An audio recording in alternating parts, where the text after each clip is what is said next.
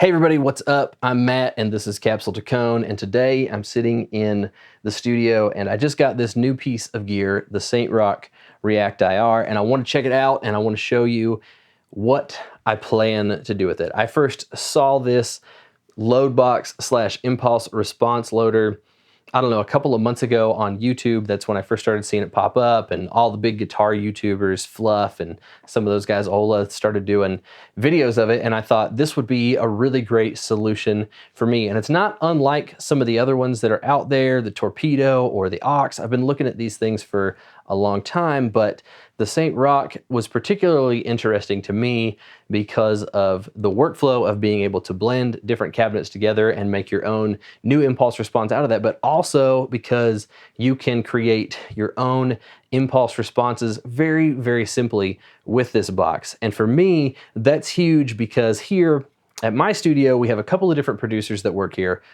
Obviously, I'm here all the time, but then Matt Goldman comes up and he will produce records up here. And then occasionally, a few times a year, my friend Nate Washburn, he will also come up from Atlanta and use the studio.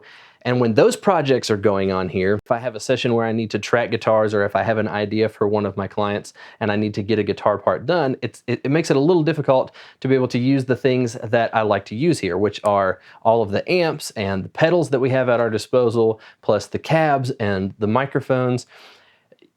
And in the past, I've had to stick to either using the Kemper, which is not a big deal. I don't have a problem with Kempers. I like the Kemper. I've used it on projects that I've turned in for mixes, or used it for tracking stuff that I just ended up, I liked the way that the Kemper sounded and I used it, but it's not really my preference. I don't find it terribly exciting to go through menus and have, you know, these knobs with these little meters that go up and down that you turn. I find it much more inspiring to actually have a guitar amplifier and the pedal or multiple pedals right in front of me, and cabinets and microphones to choose from. And so the Saint Rock solves that problem and kind of fills that desire for me, because now I can take any one of the, I don't know, we probably have a dozen guitar amplifiers here, and we probably have 60 or 7 pedals, and I can take any one of those down to the B room, which is much smaller and is really more of an editing and mix suite, but I could track guitars using the real amp and just processing it through the React IR and still get to play with the knobs just as I would. And I can also take, we have probably 4 or 5 guitar cabinets here at the studio, 4x12s, and then a couple of really nice 2x12s. I've got a Shaw cab that's got a Celestian Blue Alnico in it that sounds really good, especially for some of the country projects and some of the cleaner sounding guitars. And to be able to take any of those cabinets and quickly and to easily make an impulse response that I can store in the Saint Rock, and then use that in the B room without having to get those microphones out, plus being able to process those impulse responses, capture them through the different microphones and different microphone preamps that we have here, and then have it all in a nice system where I can quickly blend them up and audition different sounds out, and I can do it in the A room or the B room. Plus, having the Loadbox also opens up a world of possibilities just with late night tracking. We have a bunk room here in the studio, and sometimes guys in bands want to go and take a nap in the bunk room. Sometimes sessions are going until 2, 3 in the morning and you want to keep tracking, but you know, maybe the singer and the drummer are already done for the day and they want to go lay down and get in the bed and go to sleep for the night, or even play video games or have a FaceTime conversation with their family because it's the end of the day, whatever. Having a Loadbox is pretty awesome because we don't have to have 4x12s roaring out in the live room while people are kind of winding down for the night. And then lastly, of course, some of the projects that we do here are bands tracking live together in the room. And when you've got a guitar amp and you want to be able to have the guitar player standing next to the drummer, but not necessarily have the bleed from the guitar amp spilling into the drum microphones, a product like this makes it super, super convenient to be able to still live track and for everything to sound the way that the guitar player wants it to sound in his headphone mix without necessarily having to jump through hoops of setting up cabinets in the hallway and dragging microphone cables out into the other room to get things away from the drum set and the drum mics. So what we're gonna do is we are going to use the Third Power Citizen Gain, and we're gonna reamp some guitars using the React IR. I'm gonna make an impulse response, and we're gonna see what it all sounds like. Let me just go ahead and show you a little of what the song sounds like. This is a new song that I'm working on for the band 8 Days Sober, and we've got these slightly dirty guitars that sound pretty cool, and it's a bass and drums. And these guitars were tracked with a Kemper. I'm reamping them because I want to. I think that it will sound better. We just were working fast and the Kemper was here, so that's why we tracked Kemper guitars. So here we go.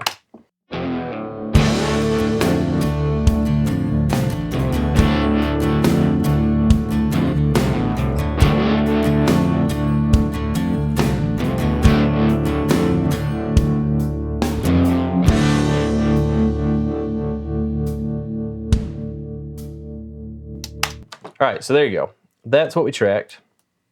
And I'm gonna pull this track up. So we got 3 tracks here in Pro Tools that you're gonna see us record. We are using the Third Power Citizen Gain. We're using the Ampeg V4 Cab, Celestion Vintage 30 speaker in that, and just a SM57 going to the Yamaha console and using the Yamaha console pre, got no EQ on it, no high pass filter, nothing like that. This is just the 57 going into the console. And then I'm also running the other stuff into the console too. So the React is just using, I'm just using this orange 1971 straight cab that has G12 H30s in it right now just to monitor. That's what you're actually going to listen to while we're tracking this. I have the DI off and I have the actual cab that I'm tracking turned off as well. The fader's just all the way down in Pro Tools. So all we're going to hear right now while we record this is just the output from the React. And we're using a Boss tremolo pedal for the tremolo effect, and just a nice light overdrive sound coming from the Citizen Gain.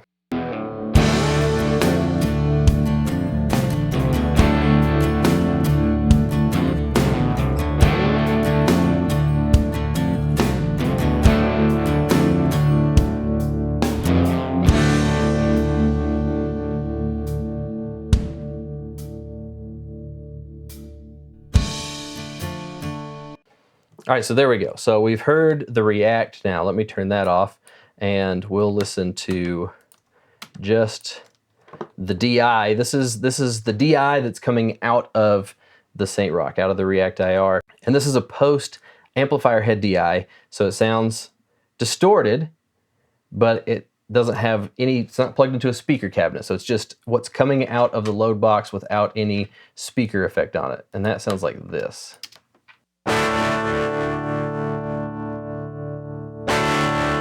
Right, so not good. So that's that. And then we also have this right here, which is the Ampeg Cab and the Vintage 30.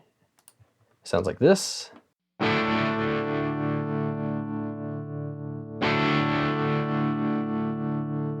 So that sounds pretty good. Let's listen to that in comparison with the G12H30 impulse response from the Saint Rock.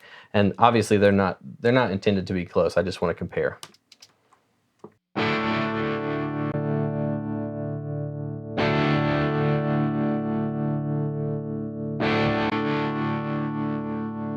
So the Ampeg is brighter, and let's just listen to what that sounds like in the track with the guitar that we recorded from the Kemper.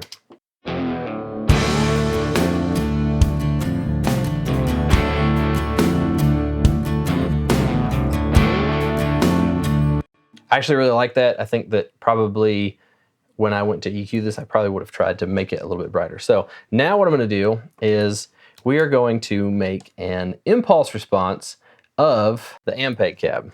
So to do that, what we need to do is we need to export both of these files, the DI and the cab. So I'm going to do that, and I'll import them into the Saint Rock software and then show you that process. Okay, so I've pulled up both of the samples here. I've pulled them into the tone matcher on the React IR's interface, and we are just going to go ahead and match those. So what this is telling us is Spectrum 1, that's the DI.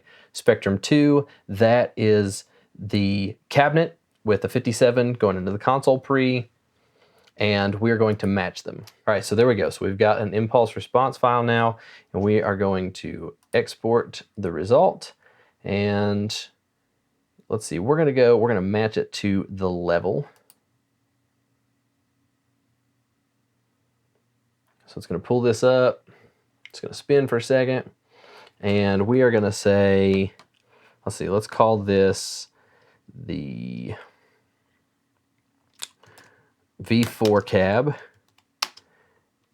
SM57, and we'll call it Yamaha pre from the console, okay?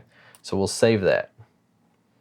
So now what we're going to do is we'll turn the tone matcher off, and I'm gonna come down here to an empty slot, and we are going to import the wave file. So let's see, let's go to that, impulse responses, and let's drop that on a slot here.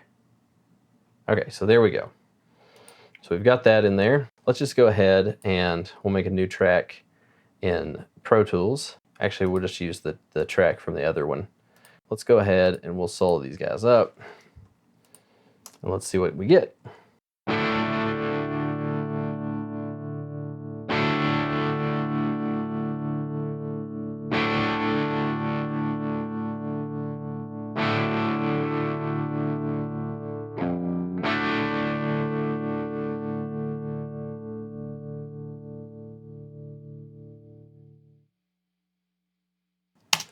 All right, so there we go. So now it does look like, I'm just gonna zoom in here. Yeah, it looks like that the polarity might be inverted. That actually is probably because, yeah, it's because the phase button was flipped on the console. So no big deal there. All right, let's listen to the amp first.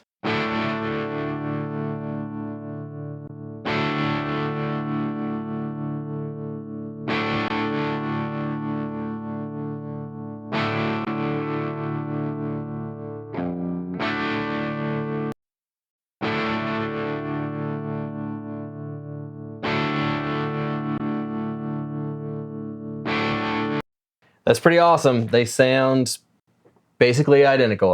Honestly, I can't tell a difference. So I think this is a win. I'm super excited about this product. I'm gonna make some more impulse responses from the other cabinets and microphones that we have here. And so maybe we'll do a video on that, talking about the different things that we're doing to make impulse responses. For right now, this is good enough. And yeah, I'm stoked about this. So thanks for watching the video, and if you got any questions, leave them below. Let me know what you're using. Are you using an aux, using a torpedo? What's your experience been like with load boxes? I know David is talking about getting one of the SIR boxes. I think this sounds really great. It sounds like my cabinet and my microphone, so I'm happy about it.